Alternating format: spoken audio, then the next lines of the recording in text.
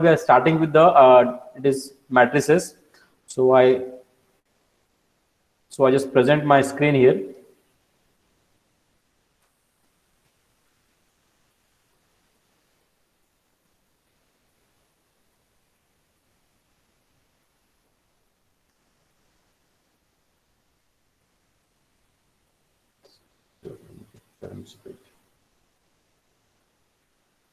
Okay, I suppose I'm audible. So let's start with the first question. First question of the matrix. Okay, so the question is the adjoint for the matrix A is, now this is the 2 by 2 matrix we are having here. Okay, अब इसका adjoint निकालना, तो adjoint का we are having the formula. That formula will not apply here. It is a 2 by 2 matrix, so we can calculate directly the adjoint of this. कैसे निकालते हैं? You might be known. Okay, हम क्या करते हैं? We interchange the diagonal element. ठीक है, so I may have a 1 and 4 here. उसके बाद what we do, we change the sign of non-diagonal element. मतलब हम sign करेंगे it is what, -3 and this is -2 and this will define it is what, adjoint of A. तो यहाँ पे option कौन सा correct है? It is what, 1 4 -3 2. Option C is correct. So whenever we have to find out the adjoint for a particular matrix, what we do, we interchange the diagonal elements and changing the sign of non-diagonal element. That we do. ये आपको पता होना चाहिए. ठीक है, it is very simple thing. इन दोनों को चेंज कर दिया, डायगोनल को और नॉन डायगोनल के साइन चेंज कर दिए. आई सपोज ये क्लियर है. Now moving to the next question. The additive inverse of a matrix is. अब इनवर्स का मतलब क्या होता है, पहले तो उसका डेफिनेशन आपको क्लियर होना चाहिए.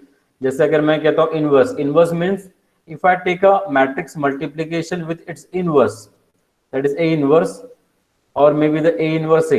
Okay, it should come out to be the what, identity matrix. मतलब दो मैट्रिक्स का मल्टीप्लिकेशन, सपोज ये B है और दूसरा B into A है, तो ये दोनों का मल्टीप्लिकेशन अगर आ जाता है, then we say that A and B are inverses of each other. Okay, then we say that the A and B are inverses of each other. That we know very well. Now भी हमको क्या पूछा हुआ है? Additive inverse of a matrix is. अब additive inverse में अगर आप एडजॉइंट का फॉर्मूला जानते हैं कि इनवर्स हम कैसे निकालते हैं by adjoint method, so this is the correct answer. That is A inverse equals to adjoint of A upon it is what, determinant of A, provided determinant of A is not equals to 0. Okay, अब ये condition क्यों दी जाती है? मान लो अगर determinant of A equals to 0 है, अगर 0 है तो ये 1/0 आ जाएगा, बट 1/0 तो हमारे मैथमेटिक्स में डिफाइंड ही नहीं है, because 1/0 is nothing but we say it is tending to infinity. Okay, so that's why we restrict this condition, that is determinant of A should not be equals to 0. और बाकी ये options कोई correct नहीं, वैसे A inverse equals to A square, A inverse equal determinant of A, ये तो हो ही नहीं सकता बिकॉज ये मैट्रिक्स है, डिटरमिनेंट है. This also not correct. Okay, so additive inverse का formula it is what, A inverse is what, adjoint of A upon it is determinant of A. So आपको एलिमिनेट भी करते आने चाहिए कि हमें कौन से ऑप्शंस को एलिमिनेट करना है. So the moving to the next question,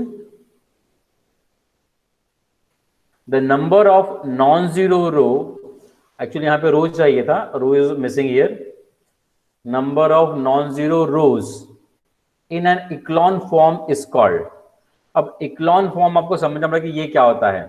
Echelon form is similar to the upper triangular form. Okay, अब upper triangular क्या होता है, जैसे कि मैंने लिखा 1 2 3 0 3 1 0 0 और suppose -1. Okay, upper triangular means diagonal के नीचे के एलिमेंट जो रहेंगे इट इज व्हाट, 0, और upper element will be a 0 और may be a non 0, that depends. ठीक है, so echelon form is similar to this one, that is upper triangular form. इतना आपको याद रखना है. ओके, और उसमें नंबर ऑफ नॉन 0 रो क्या डिफाइन करते हैं. ओके, ये एक्चुअली डेफिनेशन ही है हमारे एक रैंक ऑफ मैट्रिक्स का. That is number of non 0 row define the rank of a matrix. Okay, तो रैंक ऑफ ए मैट्रिक्स जो भी रहेगा दैट विल बी एटलीस्ट मतलब 1 रहेगा या फिर 1 से ग्रेटर रहेगा, 0 नहीं हो सकता है, बिकॉज मैट्रिक्स हमारा 1/1 का मिनिमम ऑर्डर रहेगा. उसके बाद 2/2 3/3 4/4 या अदरवाइज 3/4 में भी m क्रॉस n टाइप में रहेगा. Okay, so number of non zero rows in echelon form is defined the rank of matrix. और इक्लॉन फॉर्म मतलब आपको याद रखना, it is nothing but the similar to the it is upper triangular matrix. Echelon form का मैं definition नहीं बताता हूँ बिकॉज उसमें that will take the time. मैं शॉर्टकट चीजें आपको बता रहा हूँ कि आपको बस चीजें कैसे याद रखनी है और उसको तुरंत कैसे सॉल्व करना है। Okay, so the rank of matrix is the correct option here, that is number of non-zero row in echelon form. Moving to the next question, the system of equation ax equals to b is said to be consistent if and only if consistent का मतलब क्या होता है कि system of equation को solution कब रहेगा।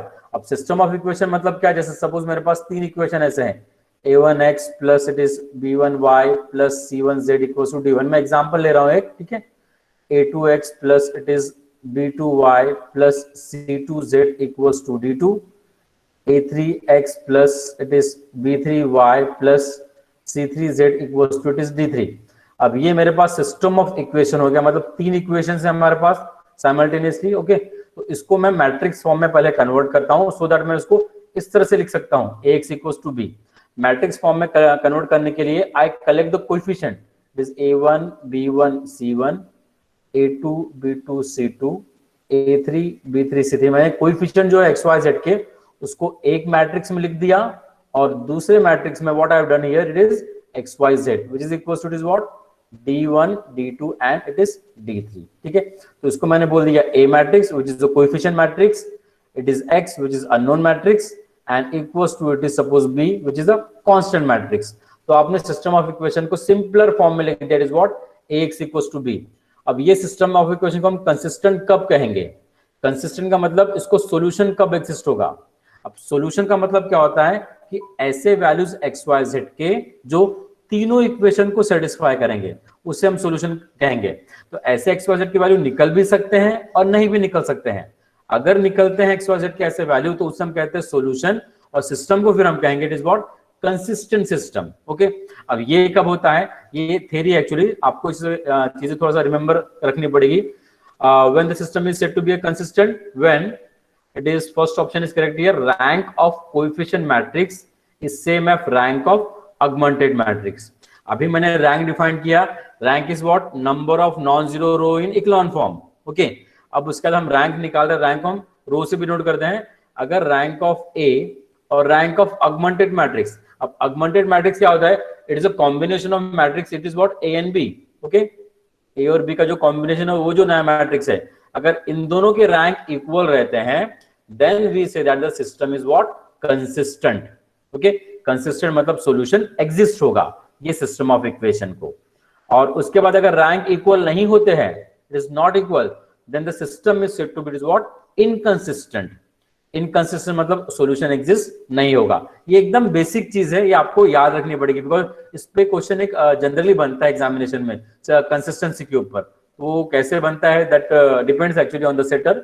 सो ये आपको बेसिक कंसेप्ट याद रखना है, system is consistent when rank of coefficient matrix is same as the rank of augmented matrix. अगर इक्वल नहीं है then system is inconsistent. I suppose ये क्लियर है, सिस्टम कंसिस्टेंट और इनकंसिस्टेंट कब रहते हैं। Moving to the next question, इसी कंसेप्ट का मैं सामने में यूज करने वाला हूं तो आपको ये याद रखना है। Now next question, let n be the number of variables of the system ax equals to b। Okay, मतलब हमारे पास n नंबर ऑफ वेरिएबल है। जैसे अगर पिछला सिस्टम हम देखेंगे वहां पे 3 नंबर्स थे हमारे पास वेरिएबल के, कौन कौन से थे, x, y और z। तो वैसे हम कह रहे हैं यहाँ पे let n be the number of variables for the system ax equals to b and it is given that rank of a is same as rank of augmented matrix. मतलब ये दोनों तो सेम है, ओके, और अगर ये दोनों अगर सेम है and it is equals to the r, we are saying that okay r is what it is rank of a matrix, then system will have, आपको बताना है कि यूनिक सॉल्यूशन रहेगा, इनफाइनाइट सॉल्यूशन रहेगा, या otherwise unique solution for r not equals to n, या फिर both a and b are correct. Okay, so यहां पे अगर आप ऑब्जर्व करोगे, जैसे मैंने आपको बताया था कि अगर रैंक ऑफ a और rank of it is what a is to b, अगर ये दोनों सेम होते हैं तो सिस्टम कंसिस्टेंट होता है। तो यहाँ पे ये दोनों सेम है मतलब सिस्टम तो कंसिस्टेंट है। ओके, अब उसके बाद हमको बोला कि n be the number of variables for the system ax equals to b। Okay, number of variables हमको डिफाइन किया हुआ है। अब हमको ये चीज नहीं बोला है कि ये जो नंबर ऑफ वेरिएबल है it is equals to n है या नहीं, या फिर number of variable is not equals to n है या नहीं, मतलब rank is same as the number of variable है या नहीं ये भी स्पेसिफाई नहीं है, और rank is not equals to n ये भी स्पेसिफाई नहीं है यहाँ पे, या अदरवाइज हमारा rank less than number of variable है ये भी स्पेसिफाई नहीं है। ओके, तो बस आपको बस जनरलाइज दिया हुआ है, अब उसमें आपको ये 4 ऑप्शन में से सिलेक्ट करना है कि कौन सा करेक्ट है। तो देखिए unique solution if r equals to n, r मतलब it is what, rank is same as the number of variable, तब यूनिक सॉल्यूशन एग्जिस्ट होता है, this is true actually. Okay, उसके बाद infinite solution exist if r is less than n, that is rank is less than the number of it is variable, then will have a infinite solution, ये भी correct है। Okay, now moving to the C option, unique solution if r is not equals to n, तो ये तो गलत ही, because already यहाँ पे r equals to n दिया हुआ है, तो दोनों में से एक ही करेक्ट रहेगा, दिस इज रॉन्ग। और चौथा ऑप्शन बोल रहा है both a and b are correct, so this option is correct, both a and b are correct. Okay, so whenever we are having system of equation with n number of variable, rank of A, and that is rank of coefficient matrix and rank of augmented matrix are same, then we will have a unique solution when r equals to n, and we have an infinite solution when r is less than n. Okay, so this option, that is both A and B are correct, option D is correct here. तो आपको दो चीजें याद रखनी है, अगर r equals to n होता है तो मुझे यूनिक सॉल्यूशन मिलता है, और अगर r is less than n होता है तो मुझे इनफाइनाइट सॉल्यूशन मिलता है। Okay, this are the two things you have to remember, ये है यूनिक सॉल्यूशन का कंडीशन और ये है इनफाइनाइट सॉल्यूशन का कंडीशन। सॉल्यूशन हमको दो ही टाइप के मिलने वाले हैं, एक तो यूनिक रहेगा और एक रहेगा it is what, infinite solution. Okay, या फिर नो सॉल्यूशन रहेगा तीसरा। नो सॉल्यूशन मतलब जब सिस्टम इनकंसिस्टेंट रहेगा, मतलब जब रैंक इक्वल नहीं रहेंगे तो सिस्टम इनकंसिस्टेंट रहेगा और मुझे कोई सॉल्यूशन नहीं मिलेगा। Now moving to the next topic,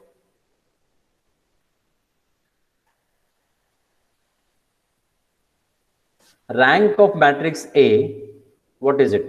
Now tell me first of all, what is the order of this matrix? If you see, order is nothing but it is what, 4 by 4। अब 4 by 4 मतलब 4 rows and 4 columns। Okay, तो इसका जो rank रहेगा एक तो 4 रहेगा, नहीं तो 3 रहेगा, नहीं तो 2, नहीं तो इट इज 1। ओके, इन चारों में से इसका भी रैंक रहने वाला है, 4 या 4 के लेस देन में रैंक रहता है, 0 तो नहीं रहने वाला है। ओके, रैंक तो हमको भी चेक करना है। तो देखिए मुझे अभी हमने डेफिनेशन देखी, number of non zero rows in echelon form is called as the rank of matrix. Okay, तो इक्लॉन फॉर्म या फिर हम अपर ट्रायंगुलर मैट्रिक्स यहाँ पे निकालते हैं, और बाद में number of non zero rows जो रहेगी that will define the rank of a matrix. अब उसके लिए आपको क्या करना पड़ेगा, we have to use here it is we have to do the row transformation. अब रो ट्रांसफॉर्मेशन अगर हम करते हैं तो first of all what I do here, ये जो मेरे पास डायगोनल है इसके नीचे के एलिमेंट में 0 करूंगा। ठीक है, तो पहले तो मैं इन तीनों को 0 करता हूं। ओके, मैं अपर ट्रायंगुलर निकाल रहा हूं अभी, तो इसमें रो ट्रांसफॉर्मेशन अगर मैं अप्लाई करता हूं, सो R2 में अगर मैं अप्लाई करूंगा तो R2 चेंजेस टू क्या हो जाएगा, it is R2 minus 2 times of R1। मुझे यहाँ पे 0 चाहिए। ओके, तो 2 माइनस 2 0 हो जाएगा। Then apply the row operation, R3 changes to R3 minus what is it, 3 times of R1, and R4 changes to R4 minus 6 times of R1।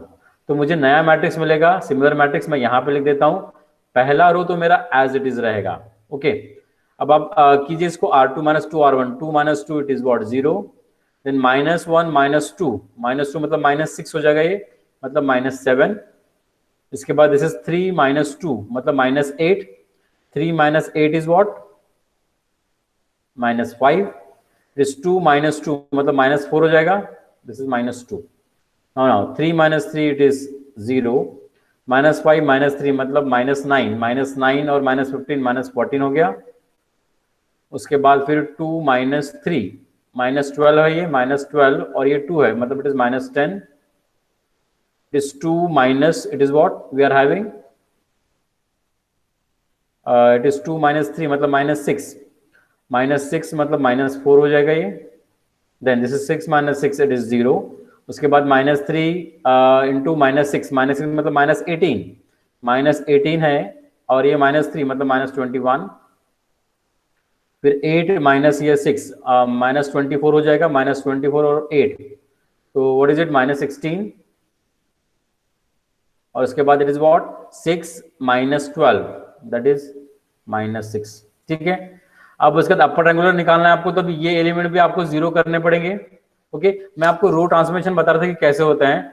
अब उसके बाद देखें तो ये रोज तो आपको सेम दिख रही है, तो यहाँ पे अगर आप 2 टाइम्स अप्लाई करोगे, ओके, तो ये पूरा रो जीरो हो जाएगा हमारे पास। अगर ये जीरो हो जाता है सो हम क्या कर सकते हैं, इसको ऊपर ले लेते हैं। So I can write this quantity as 1 3 4 2 0 -7 -5 -2, दोनों सेम है तो जीरो हो जाएंगे, सब्ट्रैक्शन कर लिया तो 2 टाइम्स मल्टीप्लिकेशन के साथ। This is 0 -2 -16 -6, this is 0 0 0 0। देखिए अपर ट्रायंगुलर आया गया, this is diagonal, okay, this is -21। Okay, so upper triangular अभी भी नहीं आया हुआ, हमें ये एलिमेंट को जीरो करना पड़ेगा। एंड आफ्टर दैट फिर विल डिसाइड दैट कि हमारे पास number of non zero row कितनी है। नंबर ऑफ नॉन जीरो रो मतलब जैसे ये तो जीरो रो हो गई हमारे पास, ठीक है। अब हम इसमें ऑपरेशन करके इसको जीरो कर देंगे और उसके बाद नंबर ऑफ नॉन जीरो रो आपकी आएगी, इट इज व्हाट 3। तो यहाँ पे rank of matrix will be it is what 3। तो आपको करना क्या पड़ेगा, रो ऑपरेशन निकालना पड़ेगा, करना पड़ेगा और फिर number of non zero row count करनी पड़ेगी, and that defined it is what rank of a particular matrix. Clear?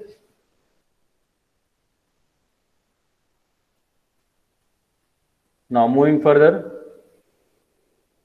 Rank भी आपको आई सपोज क्लियर है। Now the system of equations, we are having a 3 equations here, okay, have unique solution, no solution, infinite solution and finite solutions. देखिए अब finite solution नाम का चीज होता ही नहीं है इसके अंदर, एक तो होता है यूनिक सॉल्यूशन, नहीं तो इनफाइनाइट सॉल्यूशन या फिर नो सॉल्यूशन, मतलब ऑप्शन ए बी या सी में से करेक्ट रहने वाला है। ठीक है, अब हमको चीज ऑब्जर्व करनी पड़ेगी, तो इसके लिए मुझे इसको मैट्रिक्स फॉर्म में लिखना पड़ेगा। तो मैट्रिक्स फॉर्म में देखो मैं डायरेक्ट लिखता हूँ इसको, इसके कोएफिशिएंट इट इज 2 6, z नहीं है इसलिए 0 लिख दिया, यहाँ पे 6 20 -6, उसके बाद यहाँ पे x नहीं है तो 0 लिख दिया, थर्ड इसमें सॉरी x नहीं है, ठीक है, it is then this what 6 -18, उसके बाद -11 -3 और -1 है। ठीक है, तो -11 -3 और -1 यहाँ पे लिख दिया आपने। अब ये मैट्रिक्स बना दिया यहाँ पे, ओके। अब ये मैट्रिक्स का ऑर्डर कितना है 3/4, तो इसमें आप अपर ट्रायंगुलर निकालेंगे ये जो कोएफिशिएंट मैट्रिक्स है उसका, ठीक है, बिकॉज हम स्क्वायर मैट्रिक्स का ही अपर ट्रायंगुलर निकाल सकते हैं। तो आपको क्या करना पड़ेगा, ये जो डायगोनल है इसके नीचे के एलिमेंट जीरो करने पड़ेंगे, मतलब इसको पहले जीरो करना है। अगर मैं इसको जीरो करता हूं तो रो ऑपरेशन में क्या लगाऊंगा, it is 3 times of this, it is 2 6 0 -11। ठीक है, इसको -3 से मल्टीप्लाई करते हैं, ऐड करते हैं, -3 से मल्टीप्लाई किया ऐड किया तो इट इज व्हाट 0, -3 से मल्टीप्लाई किया ऐड किया तो इट इज व्हाट 2, -3 से मल्टीप्लाई किया ऐड किया -6, -3 से मल्टीप्लाई किया तो इज व्हाट 33 हो जाएगा, -3 दैट इज 30, ये हो गया। उसके बाद हमारे पास इट इज व्हाट 0 6 -18 और -1। अब आपको अपर ट्रायंगुलर निकालना है, इसको जीरो करना है।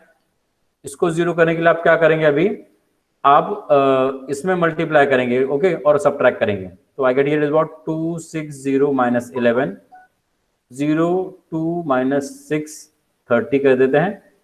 अब देखिए 0, अब मुझे इसको जीरो करना है तो व्हाट -3 से मल्टीप्लाई किया ऐड किया 0, -3 से मल्टीप्लाई किया तो +18 हो जाएगा, ये भी 0, -3 से मल्टीप्लाई किया मतलब -90 और -1 that is -91।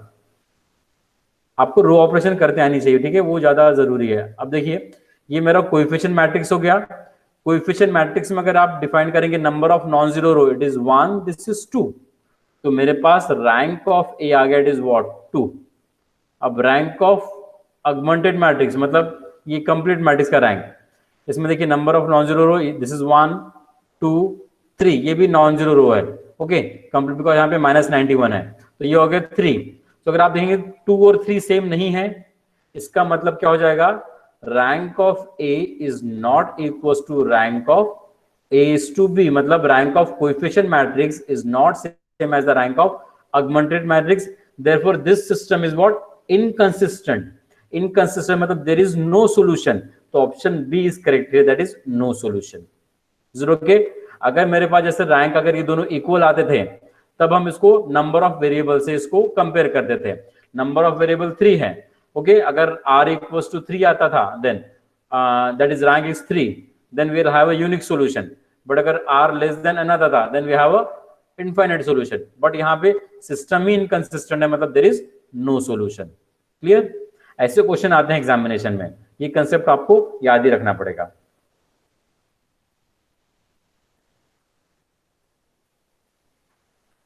Now moving towards the next question, हम थोड़ा धीरे धीरे लेते हैं क्वेश्चंस को ताकि आपको कंसेप्ट एकदम क्लियर हो।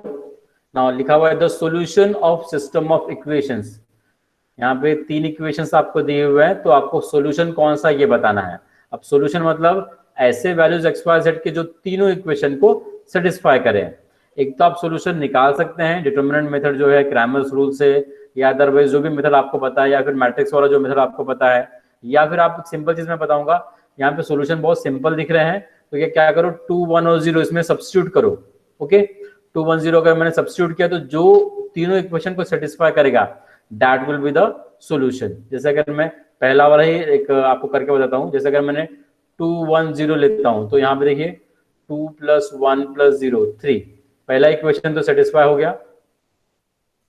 उसके बाद यहाँ पे 2 1 0 पुटअप कीजिए, 2 + 2 × 1 + 3 × 0 आ रहा है क्या 4, यस 4 = 4, यहाँ भी 3 = 3 आया। अब चौथे इक्वेशन में पुटअप, तीसरे इक्वेशन में पुटअप करो, what is it, it is 2 + 4 × 1 + 9 × 0 = 6, this is 0, यहाँ पे 6 = 6। तो देखिए यहाँ पे पहले सॉल्यूशन ने ही तीनों इक्वेशन को सेटिस्फाई कर दिया, मतलब this is the right option we are having, so this is the required solution for this given system of equation। आपको बाकी फिर पुटअप करने का जरूरत ही नहीं है। यहाँ पे ये 1 2 0 है, ये 2 1 1 1 है, आप पुटअप करके देख सकते हैं, बट तीनों इक्वेशन सेटिस्फाई होने चाहिए, that is the condition.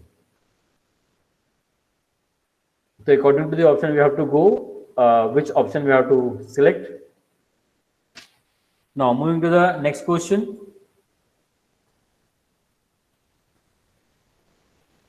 for what value of lambda the system have non-trivial solution। अब आप एक चीज ऑब्जर्व कीजिए, यहाँ पे 3 इक्वेशंस हमारे पास है। अब ये 3 इक्वेशंस में अगर आप देखें तो RHS पार्ट जो है वो 0 है, मतलब कांस्टेंट टर्म हमको कहीं दिख ही नहीं रहा है। ठीक है, 3 इक्वेशन में, तो ऐसे सिस्टम को हम कहते हैं system of homogeneous equation. 2 type के इक्वेशन होते हैं, एक नॉन होमोजीनियस, एक होमोजीनियस। अब ये वाला जो सिस्टम है, ऊपर वाला क्वेश्चन जो है, इसमें ये हो गया नॉन होमोजीनियस, बिकॉज यहाँ पे मेरे पास कांस्टेंट की वैल्यूज हैं। यहाँ पे देखिए कांस्टेंट्स की वैल्यू है ही नहीं, it is what 0 we are having to the RHS part. Okay, therefore this is called as what homogeneous equation. Okay, और ये हमारा हो गया it is what non homogeneous equation. तो 2 इक्वेशन होते हैं, नॉन होमोजीनियस का सॉल्यूशन हमने देखा कैसे निकालते हैं। अब होमोजीनियस इक्वेशन का सॉल्यूशन कैसे निकाला जाता है। अब एक चीज याद रखिए, हमेशा जो होमोजीनियस सिस्टम रहता है वो हमेशा कंसिस्टेंट रहता है। अब कंसिस्टेंट क्यों रहता है, क्योंकि हमारे पास x, y और z के ऐसे वैल्यूज हमेशा एग्जिस्ट होते हैं, दैट इज 0 0 0, जो तीनों इक्वेशन को सेटिस्फाई करें। देखिए अगर आपने x0 पुटअप किया, y0 पुटअप किया और z0 पुटअप किया, तो तीनों इक्वेशन सेटिस्फाई हो रहे हैं, मतलब system is always consistent.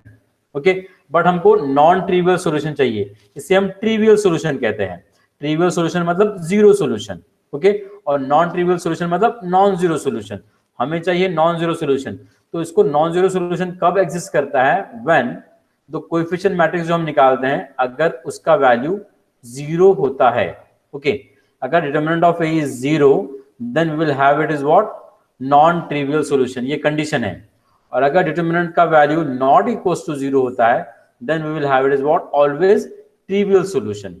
Okay, 2 condition आपको याद रखनी है। अगर आपको नॉन ट्रिवियल सॉल्यूशन चाहिए, मतलब नॉन जीरो सॉल्यूशन चाहिए, तो डिटरमिनेंट का वैल्यू 0 आना चाहिए, और अगर डिटरमिनेंट का वैल्यू नॉट इक्वल्स टू 0 आता है then the system is said to be what having non trivial solution, so that is trivial solution।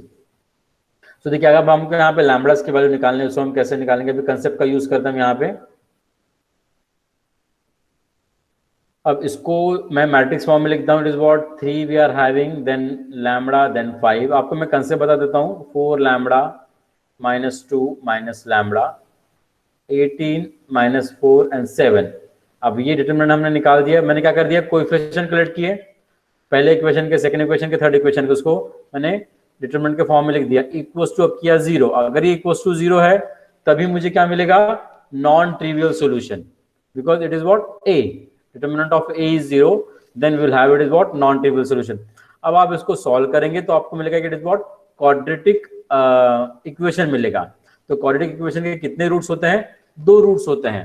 तो आपको 2 रूट्स आपको फिर इन चारों में से कोई भी ऑप्शन में वो मिल जाएगा. ठीक है, that you have to check then कि आपको किस तरह से वो रूट्स मिलने वाले हैं. ठीक है, this is up to you. मैंने आपको कंसेप्ट बता दिया कि determinant of A equals to आपको 0 करना है. आप डिटरमिनेंट कैलकुलेट कर सकते हैं और फिर वहां से आपको लैम्ब्डास की वैल्यू निकालनी है, जिसके लिए हमारे पास नॉन ट्रिवियल सॉल्यूशन रहेगा for the system of homogeneous equation.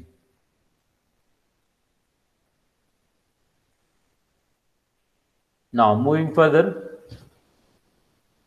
okay, so this is the first part actually I'm having for this matrices.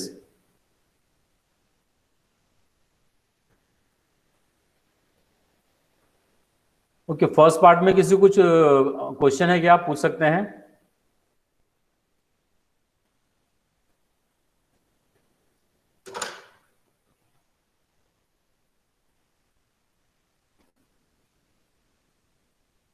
ये सब चैट बॉक्स में लिख सकते हैं. आई am waiting for your reply.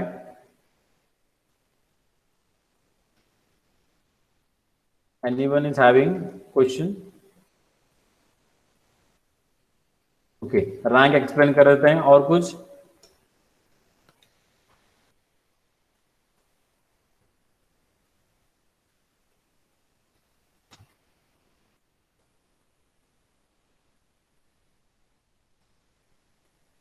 Please comment in the chat box.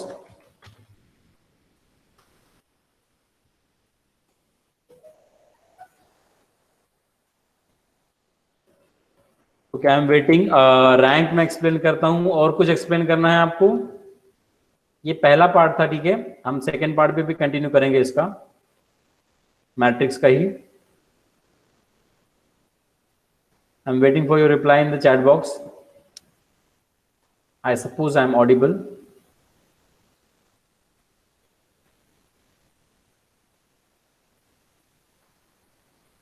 ठीक है, तो फिर मैं आपको रैंक एक्सप्लेन कर देता हूं कि रैंक क्या होता है.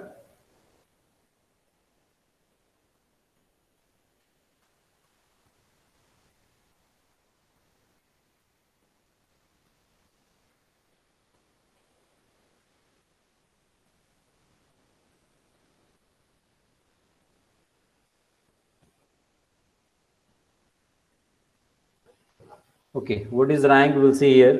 Rank is a very important topic for this matrix. अगर आपको रैंक समझता है तो इट इज वेरी गुड. देखिए, हम जब क्वेश्चन सॉल्व करते हैं तो हम कंसेप्ट अलग लगाते हैं. ओके, जैसे अगर रैंक जो हम डिनोट करते हैं, जैसे रैंक ऑफ ए कहते हैं हम, this is the rank of A, या फिर इसको हम ऐसा लिखते हैं, it is what rank of A. अगर सपोज मेरे पास ये मैट्रिक्स है, इट इज 1 2 3 4 5 और 6. Okay, this we are having what matrix A. अब इसका ऑर्डर कितना? It is what, sorry 2 rows है, it is 2 by 3, 2 rows and 3 columns. तो इसका जो रैंक है, it will not exceed the lowest number, मतलब 2 को एक्सीड नहीं करेगा. मतलब रैंक रहेगा तो 2, नहीं तो रैंक रहेगा 1. ओके, दोनों में से, बट 0 नहीं रहेगा हमारे पास रैंक. यहाँ पे 2 1 हम देखते हैं यहाँ पे. सो रैंक निकालने के लिए हम क्या करेंगे? We have to count here the number of non zero row.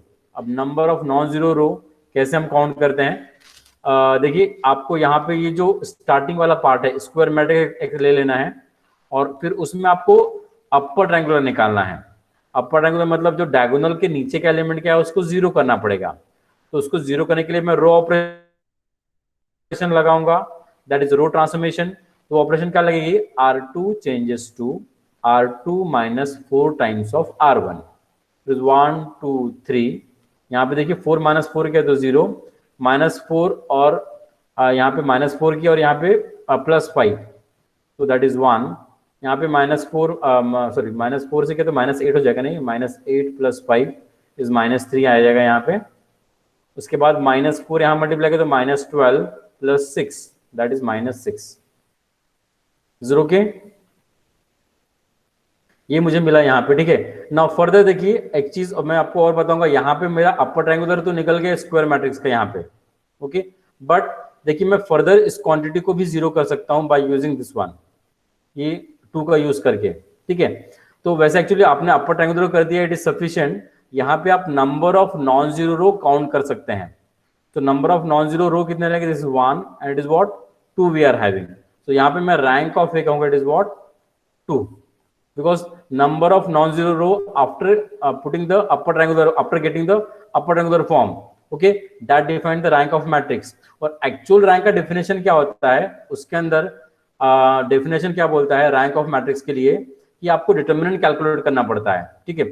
अब इसमें देखिए आप 2/3 है, तो आपको 2/2 के सभी determinant निकालने पड़ेंगे। यहाँ पे 2/3 है, तो जो lowest order रहता है उसको हमको चेक करना पड़ता है। जैसे मैंने निकाला 1 2 4 5, इसका डिटरमिनेंट कितना आएगा 5 - 8 मेरे is what -3, which is not equal to 0। अगर 2/2 का डिटरमिनेंट नॉट इक्वल टू 0 आता है, therefore by definition I can say that rank of A is 2। 0 के जैसे अगर मैं यहाँ पे 1 2 3 लिखता हूँ, यहाँ पे 2 4 और 6 लिखता हूँ। देखिए अब मैंने दूसरा एग्जाम्पल लिया। अब यहाँ पे मैं अगर रो ट्रांसमिशन लगाऊंगा, ओके, तो मुझे नया मैट्रिक्स मिलेगा, उसमें 1 2 3 आएगा। देखिए मैंने 2 से मल्टीप्लाई किया, यहाँ पे ये 0 2 से किया, यहाँ 0 0। रो ट्रांसमिशन के बाद मुझे देखिए अपर ट्रायंगुलर ऐसा मिला, जिसमें number of non zero row कितनी होगी, इट इज व्हाट 2।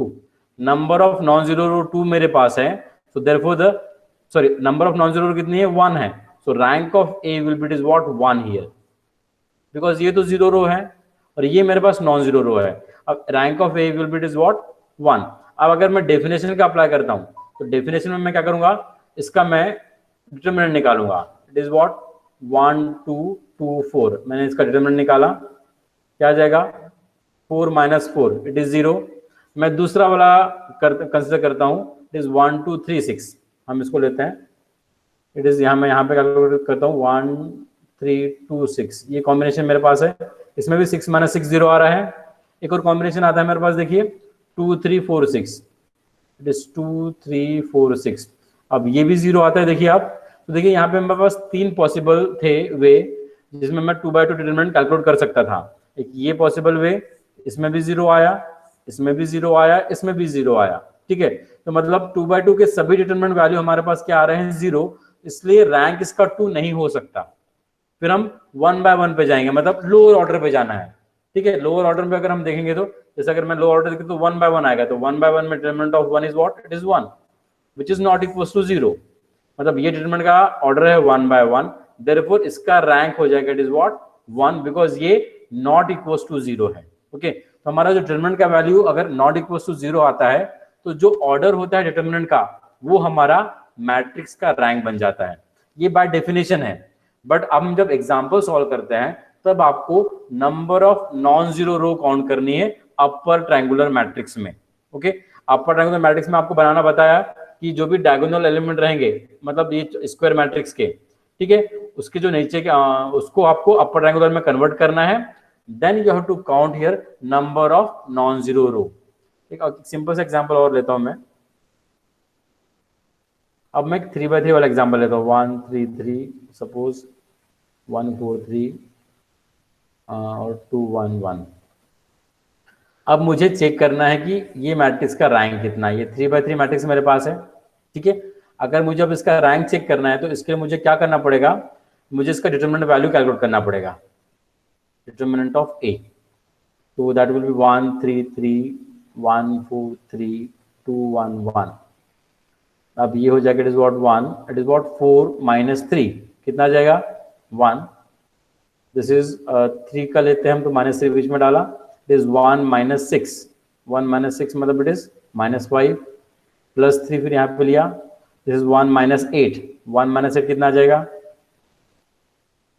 1 - 8 इज -7। इसको दिखा 1, it is +15, this is -21 which is not equal to 0। मतलब देखिए यहाँ पे determinant of A which is not equal to 0, therefore rank of A is 3। ये हमने डेफिनेशन से निकाला, ये मेरी डेफिनेशन है, ओके। और उसके बाद अगर मुझे कंसेप्ट लगाना है मेरा अपर ट्रायंगुलर वाला, तो उसको मैं देखो कैसे लगाऊंगा। यहाँ पे फिर मैं ये 2 एलिमेंट को 0 करूंगा इसका यूज करके, उसके बाद यहाँ पे जो एलिमेंट आएगा उसको यूज करके इसको 0 करूंगा, फिर number of non zero row count करूंगा, तो यहाँ पे 3 आने वाली डेफिनेटली, वो हम नहीं करते हैं, ठीक है। And that define then rank of matrix. एक तो आप 2 तरीके से करते हैं, एक तो डिटरमिनेंट आप निकाल सकते हैं, या अदरवाइज आप निकालिए it is what row transformation. अब देखिए अगर मेरे पास 4x4 का मैट्रिक्स है तो उसका डिटरमिनेंट कैलकुलेट करने में मुझे तकलीफ होगी, इसलिए हम हमेशा क्या यूज करते हैं कि नंबर ऑफ नॉन जीरो रो हम काउंट करते हैं। ओके, उससे हमको बहुत इजी जाता है कि रैंक हम क्या डिफाइन करें करके इजीली, बिकॉज हम कंसिस्टेंसी अगर प्रॉब्लम सॉल्व करते हैं या फिर मैट्रिक्स हमको निकालना है तो वहां पे रैंक की जरूरत पड़ती है। So we always prefer the upper triangularization method. Okay, हम उसको अपर ट्रायंगुलर में कन्वर्ट करने के बाद number of non zero row count करते हैं, and number of non zero row define the rank of matrix.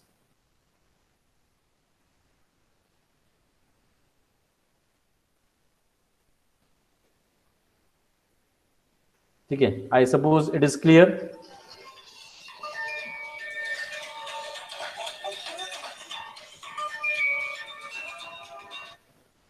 किसी को डाउट है? ओके, नेक्स्ट टॉपिक को मूव करते हैं।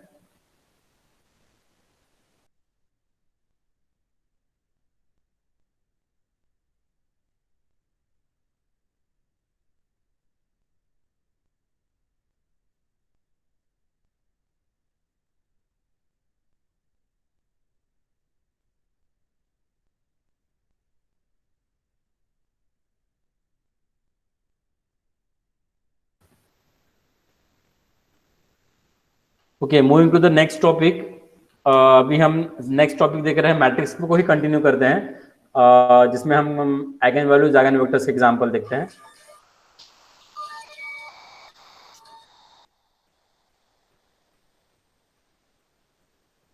Okay, moving to the next topic. Screen share हो रहा है क्या? नहीं। Now I am sharing the screen.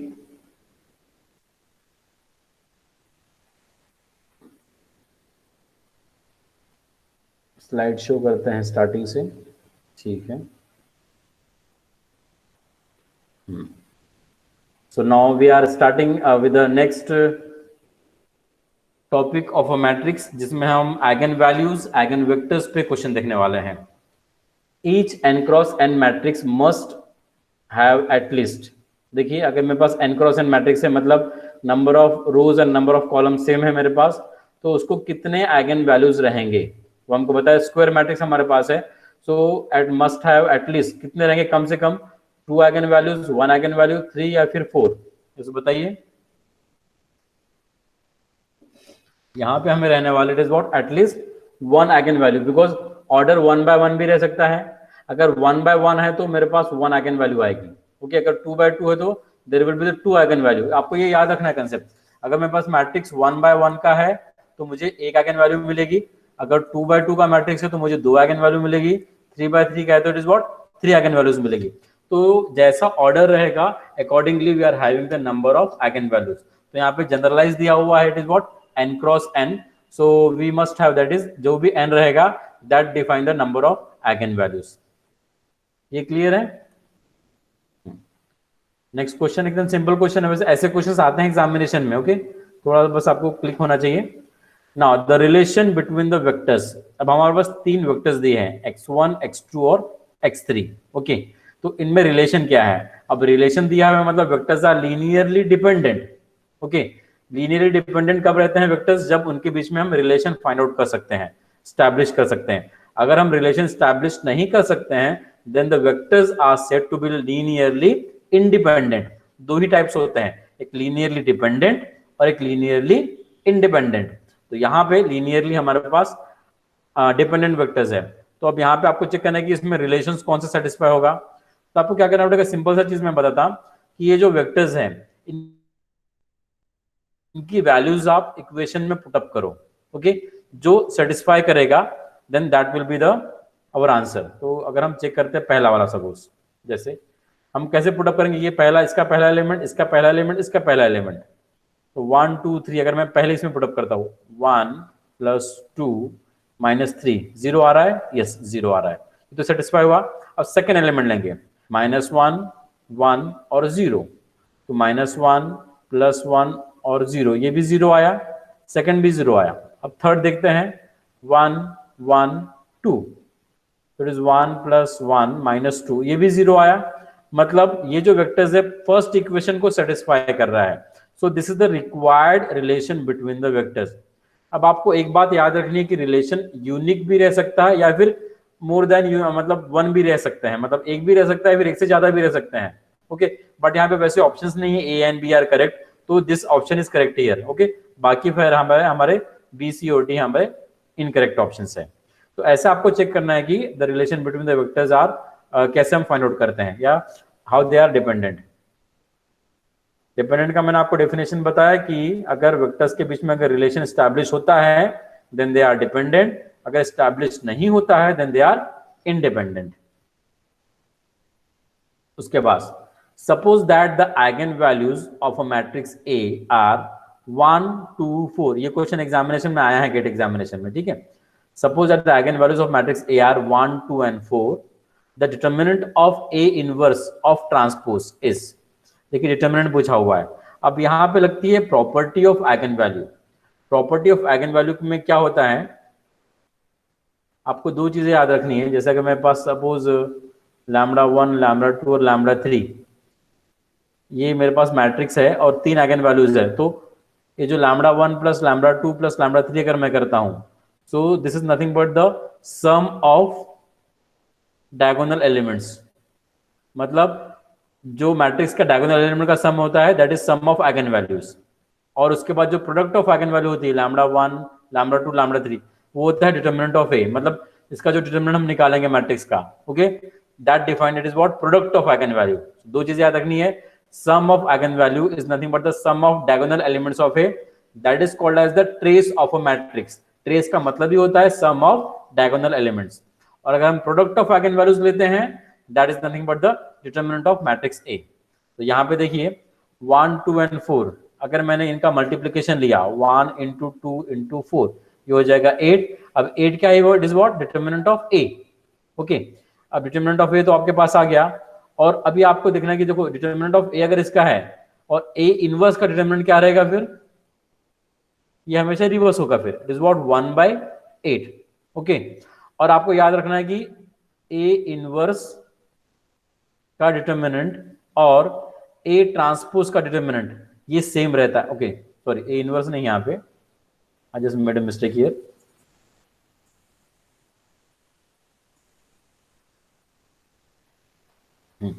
आपको याद करना है, रखना कि it is what determinant of A and A transpose are always same. Determinant of A and A transpose are always same. तो यहाँ पे देखिए हमारे पास मैट्रिक्स ए इनवर्स है, तो ए इनवर्स का डिटरमिनेंट और उसके ट्रांसपोज का डिटरमिनेंट ये सेम रहने वाला है, ठीक है, इसलिए आंसर इज व्हाट 1/8। तो एकदम सिंपल क्वेश्चन था, इन तीनों को मल्टीप्लाई करना था, इनवर्स का डिटरमिनेंट हमारे पास आ जाता है 1/8 और ट्रांसपोज का भी सेम होता है, इसलिए answer is what, it is 1/8। तो यहाँ पे हमने प्रॉपर्टीज लगाया है, property of that eigen values. Okay, now moving here to the next question, statement of Cayley Hamilton theorem. तो देखिए यहाँ पे हमारे पास वैसे दो थ्योरम बहुत ही इंपॉर्टेंट होते हैं, कैली हैमिल्टन थ्योरम एक होता है और एक सिल्वेस्टर्स थ्योरम। ओके, तो इनके आपको स्टेटमेंट याद होनी ही चाहिए वैसे, बिकॉज फ्रिक्वेंटली क्वेश्चन इसके ऊपर पूछे जाते हैं। तो कैली हैमिल्टन का स्टेटमेंट बोल रहा है कि क्या है, the sum of eigen values of matrix is the sum of elements of principal diagonal. अब ये तो मैंने अभी प्रॉपर्टी आपको बताया, वैसे ये आइगन वैल्यू की प्रॉपर्टी है वैसे, it is not the statement of Cayley Hamilton theorem, that is sum of eigen values of matrix is the sum of element of principal diagonal. उसके बाद सेकंड बोल रहा है the eigen value of matrix A and its transpose are same. अभी मैंने वही चीज बताया, अगर मैट्रिक्स का आइगन वैल्यू और उसका transpose that should be always same होना चाहिए। उसके बाद the eigen value of A and its inverse are reciprocal of each other, ये भी प्रॉपर्टी है हमारी आइगन वैल्यू की, eigen value of A and inverse are reciprocal of each other. तो ये तीनों ऑप्शन तो हमारी प्रॉपर्टी हो गई। ओके, अब ये जो चौथा ऑप्शन है, every square matrix satisfy its own characteristic equation, so this is the statement of our Cayley-Hamilton theorem। ये है हमारा Cayley-Hamilton theorem का statement। okay, so this option is correct here, that is fourth one, D। वहां पे D आया नहीं है, but that is D।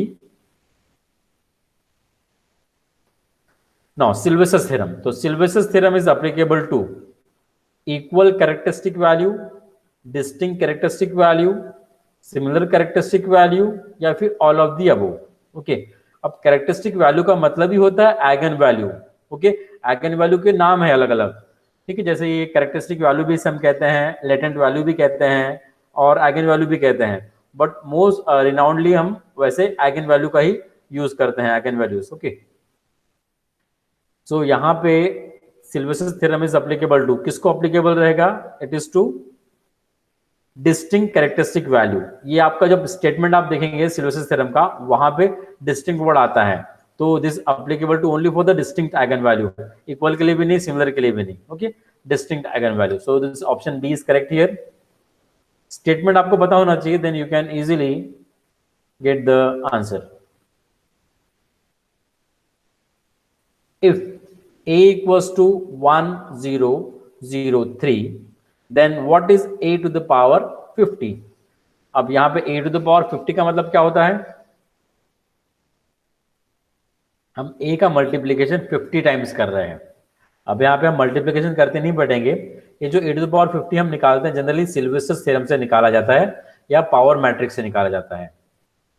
तो इसमें आपको कंसेप्ट याद रखना है, अगर मेरे पास डायगोनल मैट्रिक्स है, ठीक है, ये डायगोनल मैट्रिक्स है बिकॉज डायगोनल के नीचे के एलिमेंट 0 है और ऊपर के एलिमेंट 0 है, तो उसमें हम क्या करते हैं, जब भी टू द पावर 50 निकालते हैं तो जो हमारे पास डायगोनल एलिमेंट्स है उसका टू द पावर 50 निकाला जाता है। तो 1 टू द पावर 50 तो सेम रहेगा, और 3 टू द पावर 50 जो भी रहेगा तो that it is already written here 3 to the power 50 as it is. तो हमारा ऑप्शन सी यहाँ पे करेक्ट रहेगा। तो ये कंसेप्ट है वैसे सिल्वेस्ट्रस का, जो सिल्वेस्ट्रस थ्योरम से हम इसको इजीली निकाल सकते हैं। तो a टू द पावर 50 यहाँ पे 1 टू द पावर 50 हो गया, और यहाँ पे हो गया 3 to the power 50। Is it okay? तो option C is correct here. The sum and the product of eigen values of a matrix A is equals to, matrix A given है आपको यहाँ पे। ओके, यहाँ पे ओके, मैट्रिक्स A आपको दिया हुआ है। अब सम एंड प्रोडक्ट में आपको अभी बताया क्या होता है। सम का मतलब क्या होता है? डायगोनल के एलिमेंट का सम अगर हम लेंगे तो वो आइगन एल वैल्यू का सम रहता है, मतलब 2 + 3 + 2 इट इज व्हाट 7। तो 7 हमारा क्या हो गया? सम ऑफ आइगन वैल्यूज। तो सम ऑफ आइगन से को 7 यहाँ भी है, यहाँ भी है, यहाँ भी है, यहाँ भी, चारों ऑप्शन में 7 है वैसे, ठीक है। अब उसका प्रोडक्ट ऑफ आइगन वैल्यू क्या रहेगी? प्रोडक्ट ऑफ आइगन वैल्यू मतलब क्या? डिटर्मिनेंट ऑफ ए।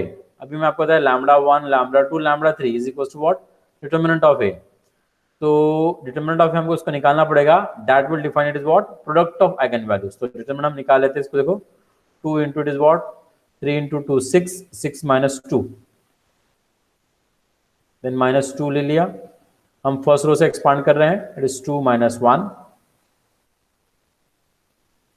फिर this is 1 it is 2 - 3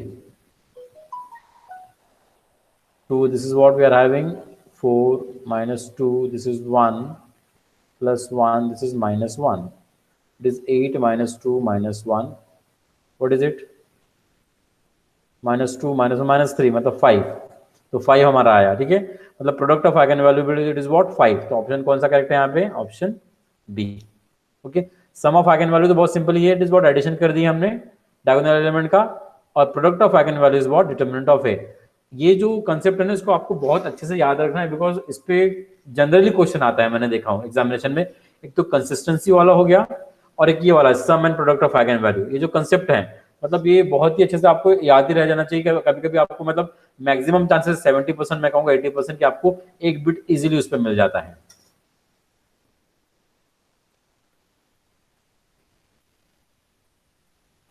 Now moving to the next question. Again we are having here a 3/3 matrix, that is A equals to this 3/3 matrix. What are the eigenvalues of this matrix now? That is 3a³ + 5a² + -6a - 2i। Okay, अब यहाँ पे भी देखिए हम property apply कर रहे हैं। Property कैसे अप्लाई कर रहे हैं हम यहाँ पे? अगर मेरे पास सपोज λ1 λ2 और λ3 ये मैट्रिक्स A के आइगन वैल्यू है, तो a² के आइगन वैल्यू क्या रहेंगे? λ1² λ2² एंड λ3²। a³ के आइगन वैल्यू क्या रहेंगे? λ1³ + λ2³ + λ3³। तो ये हमारी प्रॉपर्टी है फिर से आइगन वैल्यू की। ओके, उसको हम यहाँ पे अप्लाई करने वाले हैं।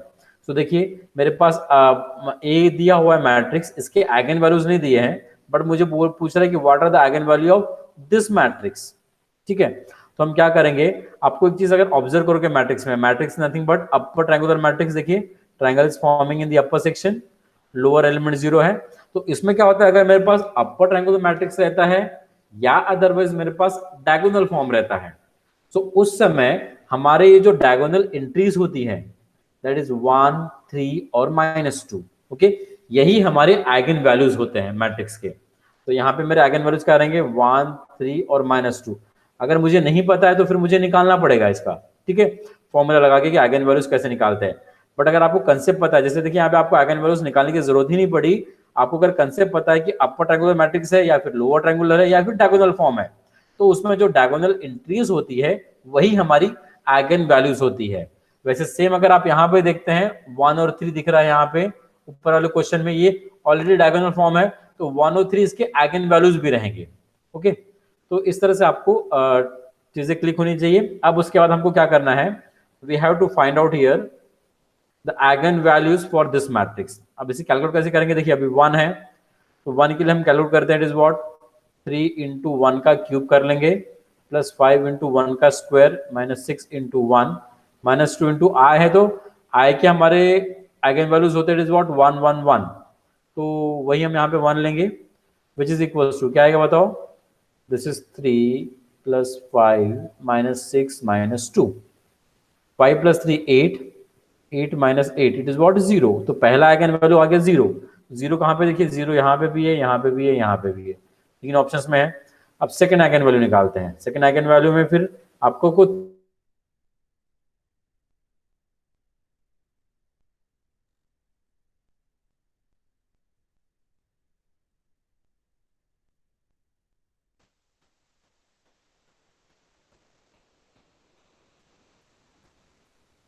हेलो, हाँ, this is what 3 cube, am I audible? Yes sir, you are okay okay, ठीक है। नाउ देखिए अभी यहाँ पे इसको हम कैलकुलेट कर लेते हैं। This is what 3 cube is what 27 into 3, we are having 81, 81 plus 3 square is what 9, 9 into 4, 9 into 5, what is it 45, minus 6 into 3 it is 18 minus 2, इसे आप कैलकुलेट करेंगे, this is coming out to be what 106 plus में। Okay, तो हमारा option D यहाँ पे correct रहेगा। So this is the concept actually we are applying here. वो आपको याद रखना है, आइगन वैल्यूज आपने निकाल लिए, इसमें पुट अप कर दिया एंड इसको कैलकुलेशन करना पड़ेगा, then here the option D is correct. I suppose it is clear to you. Now moving to the next option, consider the following matrix A. If the eigenvalues of a matrix A are 4 and 8, then A will be equals to, then A will be is 2, 3, x and y। यहाँ पे आपको x और y की values आपको निकालनी है और आपको आइगन वैल्यूज दिए हैं 4 एंड 8। अब इसको आप कैसे निकालेंगे, एक तो मैं आपको तरीका बताता हूँ कि आप क्या कीजिए, वो सिंपल रहेगा। जैसे 4 और 10 हम यहाँ पे पुटअप कर देंगे, तो मुझे मिलेगा इट इज अबाउट 2, 3, 4 एंड 10। अगर मेरे पास मैट्रिक्स 2/2 है तो इसका कैरेक्टरिस्टिक इक्वेशन हम कैसे लिखते हैं, lambda square minus s1 lambda plus determinant of a equals to 0। ये आपको पता होगा, लैम्डा स्क्वायर s1 मतलब डायगोनल का सम, 2 प्लस 10 कितना हो जाएगा 12, डिटर्मिनेंट ऑफ a कितना हो जाएगा, it is 20 minus 12, 20 minus 12 is what it is 8, ठीक है, इक्वल्स टू 0। अब इसको सॉल्व करने की कोशिश करो, यहाँ पे 8 1 8 आएगा, तो मेरे पास रूट्स क्या आना चाहिए 4 एंड 8, जो इसके रूट्स रहेंगे वही हमारे आइगन वैल्यूज रहेंगे। तो यहाँ पे रूट्स आ रहे हैं क्या, ये नहीं आ रहे हैं, ठीक है। वैसे फिर अगर नहीं आ रहे तो moving to the next option, आपको 5 8 पुटअप करना है, 3 9 पुटअप करना है। मैं देखिए -4 और 10 पुटअप करके देखता हूँ, शायद ऑप्शन है वही करेक्ट, -4 एंड 10 अगर मैंने यहाँ पे लिया तो देखिए यहाँ पे आ जाएगा लैम्डा स्क्वायर माइनस s1 मतलब डायगोनल का सम, s it is what 2 plus 10 it is what 12, then इसका determinant it is what 20 minus minus get plus here it is plus 12, it is what 32। और यहाँ पे देखेंगे 8 4 जा हमको आ जा रहा है, it is then this is what lambda minus 4 and lambda minus 8 हम निकाल सकते हैं। फिर lambda is equal to is what 4 and 8, ये आइगन वैल्यूज आ गए हमारे पास। तो ये हमारे रूट्स हो गए कैरेक्टरिस्टिक इक्वेशन के, वही हमारे आइगन वैल्यूज होते हैं। तो आपको याद रखना है कि आपको बस ये फॉर्मूला याद रखना पड़ेगा, कैरेक्टरिस्टिक इक्वेशन का फॉर्मूला है, और कैरेक्टरिस्टिक इक्वेशन के जो रूट्स होते हैं उसे ही हम कैरेक्टरिस्टिक रूट्स कहते हैं या फिर आइगन वैल्यूज कहते हैं। तो आपको यहाँ पे आइगन वैल्यूज दिए थे और आपको एक्स और वाई पूछा हुआ था, तो आपने पुटअप किया एंड देन कौन सा सेटिस्फाई करता है that you have to check then. ठीक, इट इज सिंपल। ये भी क्वेश्चन एग्जामिनेशन में आया हुआ है, गेट एग्जामिनेशन में, इसलिए स्पेशली मैंने इसको लिया हूं यहाँ पे। So now this is all about the second part of this matrix.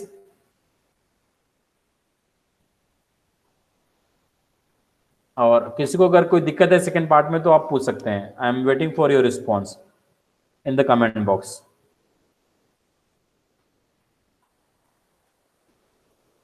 Yes,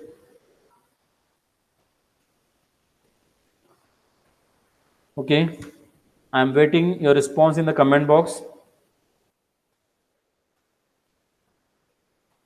Any question?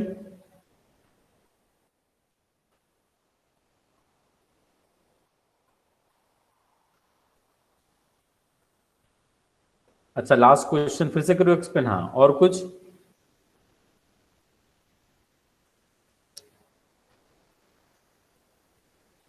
Okay, फिर से प्रेजेंट नाउ करते हैं एंटायर स्क्रीन। लास्ट क्वेश्चन मैं आपको एक्सप्लेन कर देता हूं फिर से।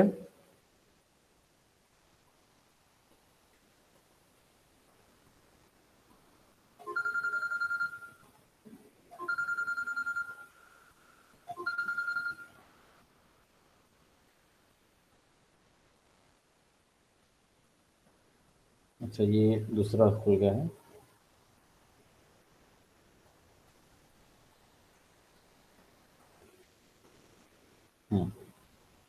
In the last question,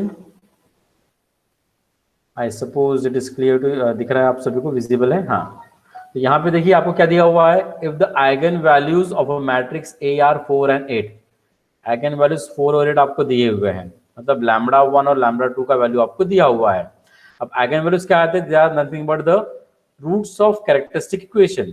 तो कैरेक्टरिस्टिक इक्वेशन क्या होता है, lambda 1 square plus minus S1 lambda plus determinant of A equals to 0 2/2 matrix के लिए। ठीक है, ये आपको याद रखना है, otherwise determinant of A minus lambda I equals to 0, इसे हम बाय डेफिनेशन कहते हैं इज व्हाट, कैरेक्टरिस्टिक इक्वेशन।